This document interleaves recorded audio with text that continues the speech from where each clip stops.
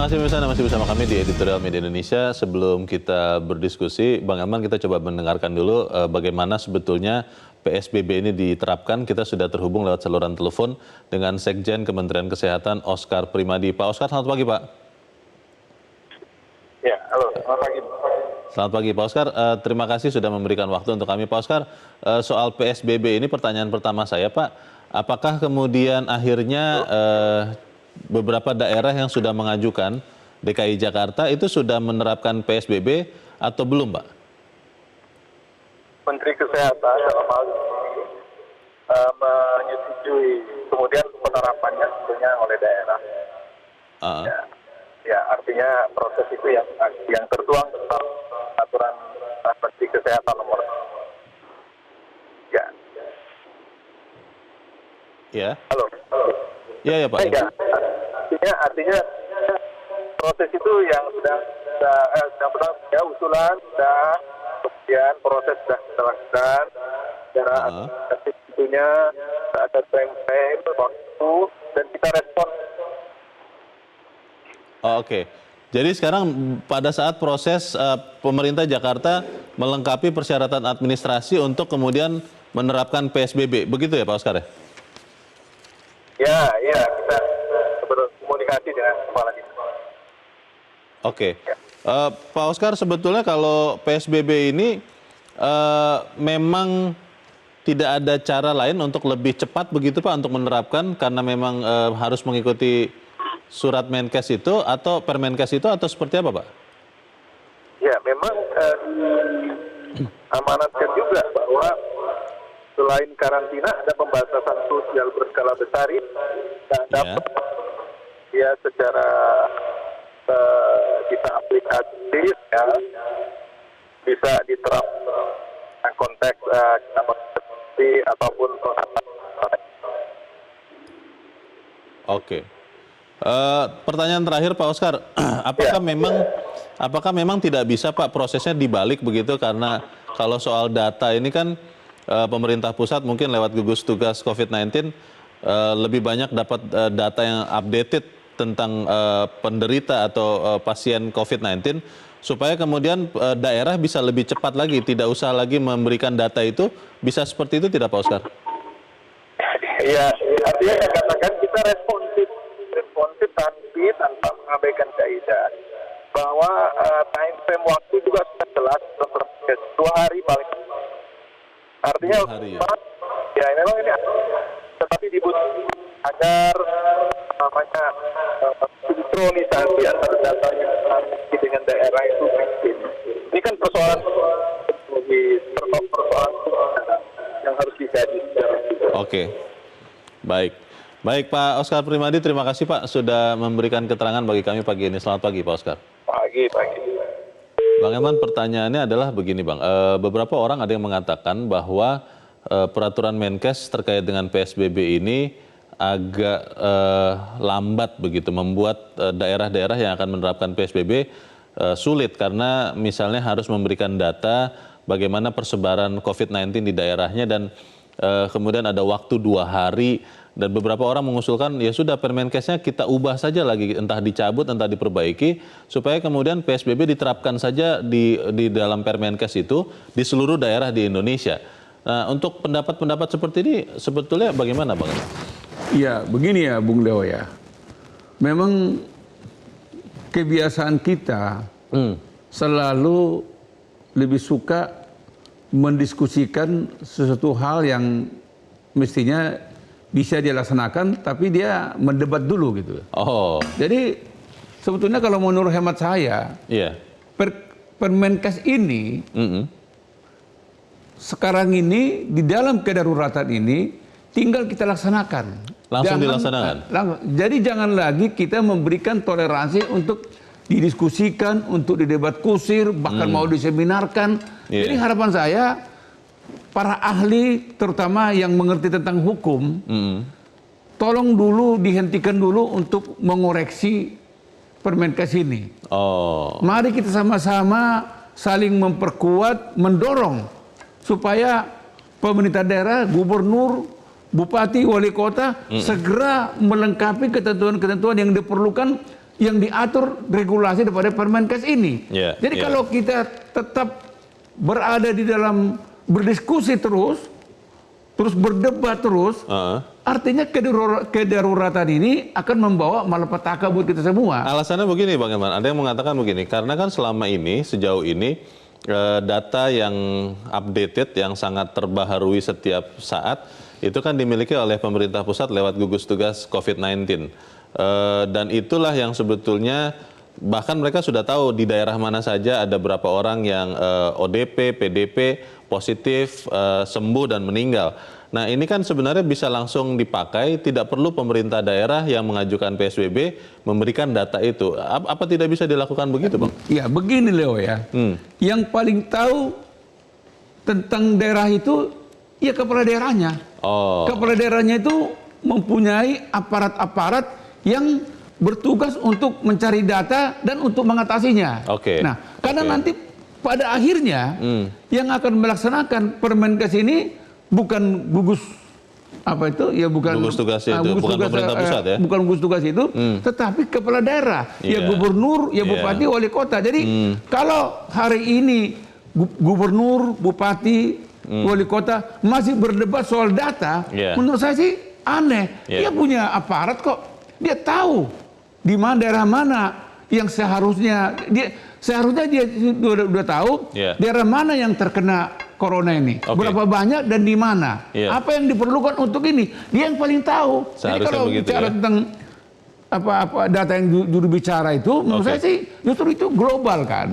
Yang paling tahu ya mereka. Jadi sekali lagi saya minta, mari kita semua sama-sama kita laksanakan dulu Permenkes ini, sambil jalan kalau ada yang tidak sempurna, nanti kita sempurnakan. Pertanyaan berikutnya adalah bagaimana kemudian dengan dua peristiwa yang disampaikan di dalam editorial ini Bang Herman. Ada kemarin pemilihan Wakil Gubernur Jakarta, tadi Bang Herman sudah mengatakan juga, dan pemilihan Ketua Mahkamah Agung, itu masih dilaksanakan secara fisik. Nah, kalau orang-orang yang harusnya jadi contoh masih melakukan, bagaimana yang di bawahnya? Tapi kita harus jeda dahulu dan pemirsa tetap bersama kami, Editorial Media Indonesia segera kembali.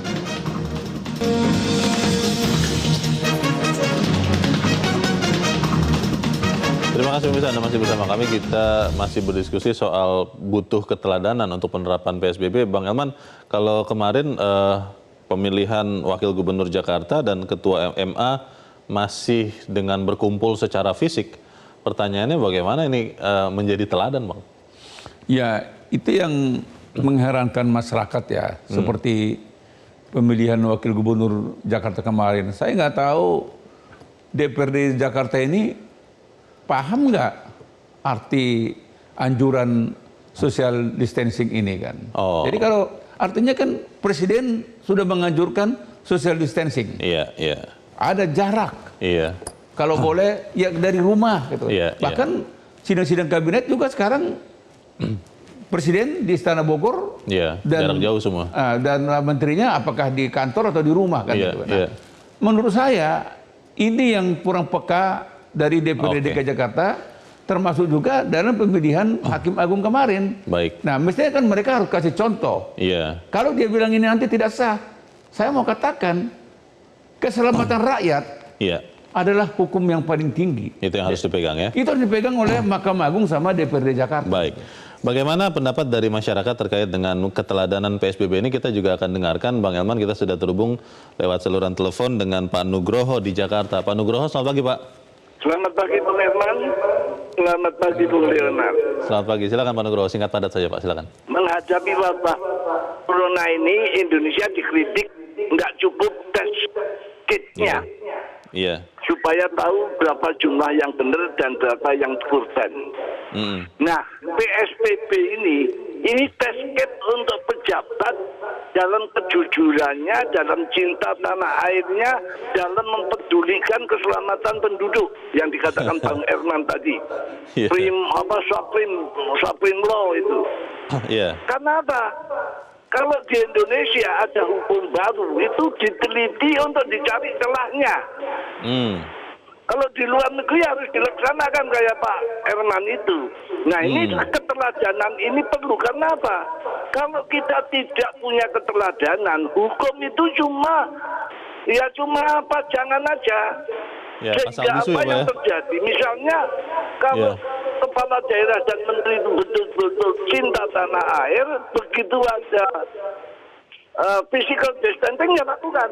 Begitu harus PSBB, keluar duit ya keluarkan. Ya, Semua daya, semua finansial, semua kekuatan untuk melaksanakan keselamatan Indonesia menghadapi COVID ini. Jadi Baik. kalau tidak ya kita tahu siapa itu yang maling, siapa yang itu ketahuan semua itu. Oke, baik. Terima kasih Pak Nugroho untuk pendapat Anda dari Jakarta. Selamat pagi Pak. Di belakang Pak Nugroho ada Pak Hendrik di Kupang, Nusa Tenggara Timur. Pak Hendrik, selamat pagi. Selamat pagi.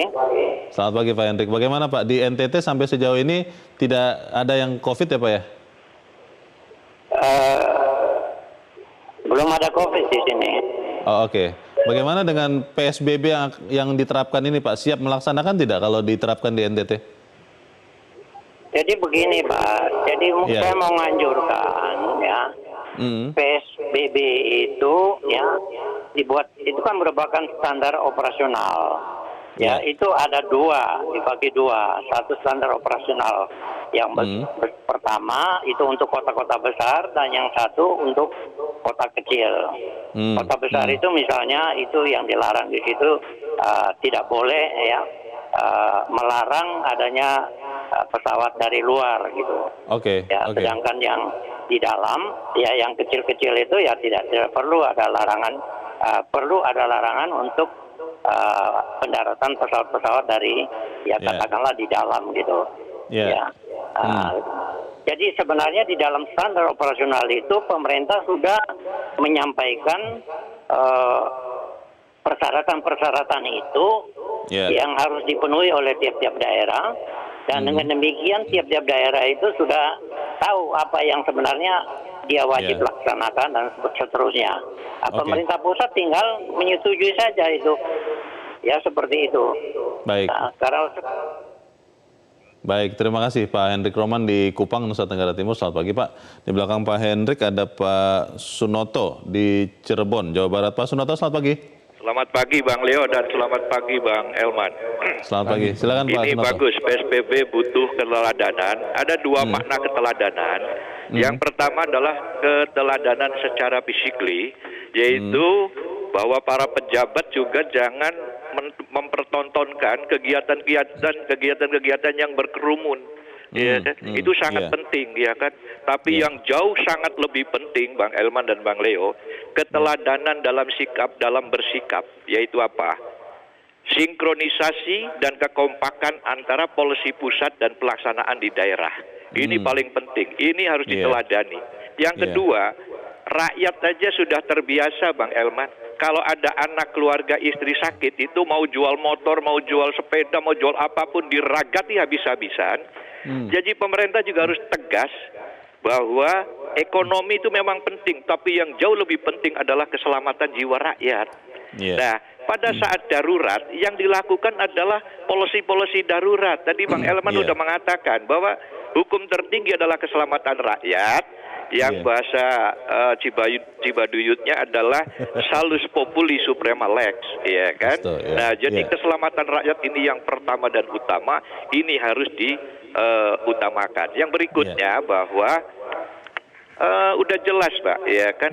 Negara pasti dan pasti itu bisa menghidupkan lagi roda ekonomi. Tetapi negara juga pasti dan pasti tidak akan bisa menghidupkan orang yang sudah mati. Jadi udah bismillah, bismillah, dan bismillah, keluarkan kebijakan yang tegas, konsisten, dan konsekuen antara aparat negara, pusat, tengah, dan daerah. Itu harus kompak. Satu lagi sedikit Bang Elman.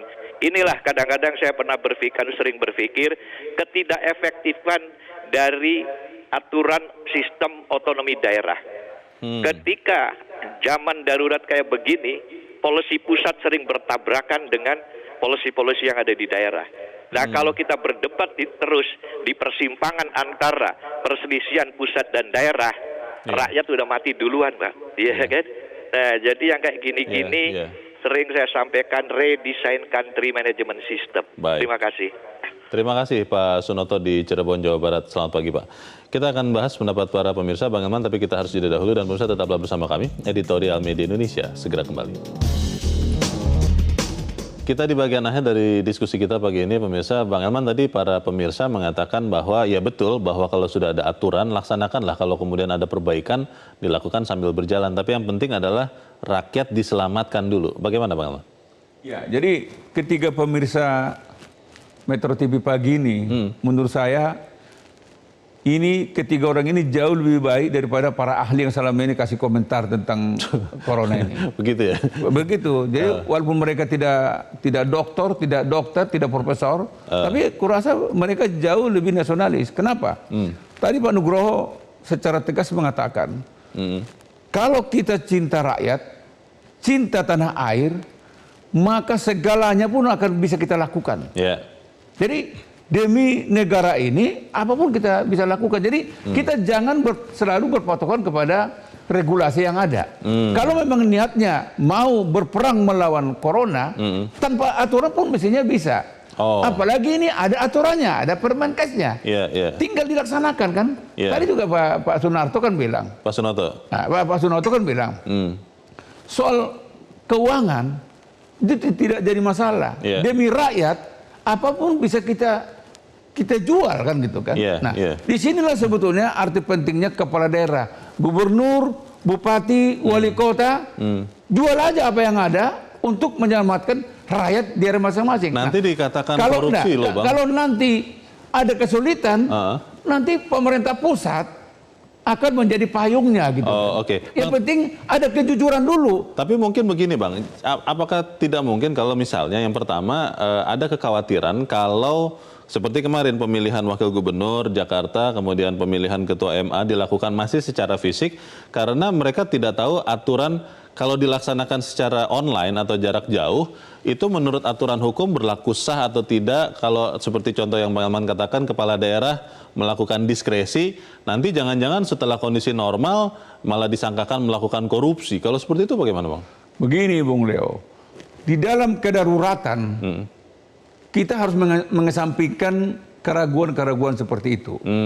Saya tadi di awal sudah mengatakan, kepentingan rakyat, nyawa rakyat adalah hukum tertinggi. Jadi, kalau misalnya Mahkamah Agung dan DPRD DKI memahami ini, mereka pasti tidak akan melakukan pengelompokan kemarin kan? Secara fisik tidak bisa, tidak harus hadir. Tadi kan Pak Sunarto kan bilang, keteladanan pejabat negara, pejabat daerah, pejabat pusat diperlukan. Jadi kalau mereka tidak melakukan pengelompokan orang, di bawah akan mengikuti. Nah, sama seperti yang kalau kita hari ini kita katakan kan, kalau pejabat daerah, gubernur, bupati, wali kota langsung kita laksanakan PSBB ini. Apa yang sulit kan gitu? Kalau alasannya tidak punya data yang akurat Bang, karena selama ini kata beberapa orang di daerah adalah kan selama ini data yang akurat karena kerahasiaan pasien terkait dengan pasien COVID-19 itu yang punya hanya pemerintah pusat atau CQ-nya gugus tugas COVID. Kita nggak punya datanya. Itu bagaimana Bang?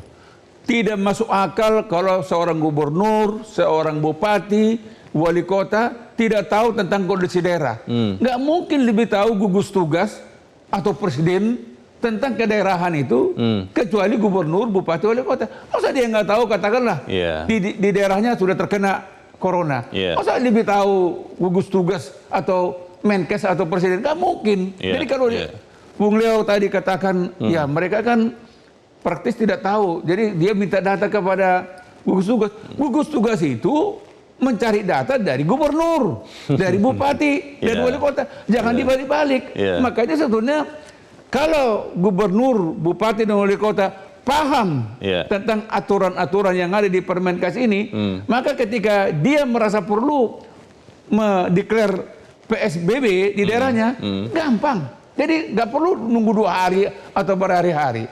Saya kasih contoh makanya seperti gubernur Jawa Timur kan, dia katakan semua wilayah boleh, tapi pastikan dulu ketika kau minta PSBB, maka kondisinya kau sudah kuasai. Terutama jaring pengaman, untuk mengatasi soal. Jadi jangan hanya call PSBB, tapi ketika diterapkan malah panik nanti di bawah. Bang, terkait dengan aturan hukum untuk kegiatan misalnya legislasi ataupun seremoni pelantikan segala macam, itu kan di aturan hukumnya memang belum pernah diatur untuk dilakukan tidak dalam kondisi fisiknya hadir. Perlu terobosan hukum tidak Bang dilakukan dalam kondisi darurat seperti ini? Perlu dikeluarkan tidak? Begini Leo, ya. Kita dengan Tuhan aja langsung ada tanpa regulasi kita bilang beribadah cukup di rumah. Tuhan memahami teknologi juga begitu ya? Tuhan memahami kita kok, itu Tuhan loh. Apalagi kita sesama rakyat. Apa susahnya kan coba? Kebaktian di gereja. Apa itu sholat berjamaah di masjid, rumah masing-masing, jumatan di masjid, bisa dilaksanakan di rumah masing-masing dan itu sah. Ada fatwanya itu kan. Masa untuk mengatur rakyat dengan rakyat aja nggak bisa, kok kita dengan Tuhan bisa kita atur gitu. Jadi menurut saya kalau semua pihak, terutama orang-orang pintar ini mau melaksanakan ini dengan baik, sebetulnya setidak sempurna apapun aturan itu, laksanakan dulu. Nanti sambil jalan kita sempurnakan. Gitu. Saya katakan tadi ya, dengan Tuhan kita bisa berdamai kok. Masa dengan orang kita nggak bisa berdamai? Hebat. Kita yakinkan Tuhan betul. Kita pun memahami keadaan corona ini. Jadi kalau kita tidak mau fleksibel begitu ya, maka kita jangan-jangan lebih hebat dari Tuhan, begitu maksudnya Bang ya? Ya, artinya kita lebih hebat daripada Tuhan. Tuhan aja bisa memahami corona ini. Masa gubernur, bupati, wali kota, Mahkamah Agung dan sebagainya, kayak seperti pesta apa tuh, ada anggota polisi kemarin di pernikahan di Mulia itu kan. Itu bagaimana gitu? Pertanyaannya begini Bang, di daerah saya tempat domisili itu di Tangerang ya, tidak jauh dari Jakarta. Saya kalau sempat membeli barang kebutuhan pokok sambil melihat di kiri kanan itu masih banyak masyarakat yang biasa-biasa saja, tidak menggunakan masker, tidak physical distancing, dan kalau saya tanya tidak tahu apa yang terjadi. Tahu, tapi nggak apa-apa, itu kan jauh katanya. Padahal di Banten, di Tangerang juga sudah terjadi. Kesadaran masyarakat jangan-jangan masih seperti itu juga, Bang. Bagaimana, Bang? Ya, memang orang-orang seperti ini kan, karena soal kesadaran ini kan tidak menyangkut ke sosial kita kan. Bisa aja dia orang berduit, tapi tidak sadar, orang bisa aja dia udiknya tidak banyak, tapi kesadarannya tinggi. Jadi menurut saya disinilah faktor kepala daerah, ya bupati, ya camat, lurah, tolong dong diperhatikan di kampungnya si Leo itu. Tertibkan. Polsek juga bisa turun tangan itu. Baik. Semoga kita harapkan keteladanan ini diberikan, karena memang tidak mudah ya memberikan keteladanan. Bang Elman Saragih, terima kasih Bang sudah hadir di tempat ini. Selamat pagi Bang. Pemirsa, perlu kesadaran bersama untuk mematuhi rambu-rambu pembatasan sosial, karena patuh aturan bukan hanya kewajiban masyarakat awam. Karena sejatinya penularan COVID-19 tidak mengenal latar belakang tua atau muda, kaya atau miskin, hingga pejabat maupun rakyat jelata. Mari kita sama-sama melawan, memerangi COVID-19. Saya Leonard Samosir, terima kasih Anda sudah menyaksikan. Selamat pagi.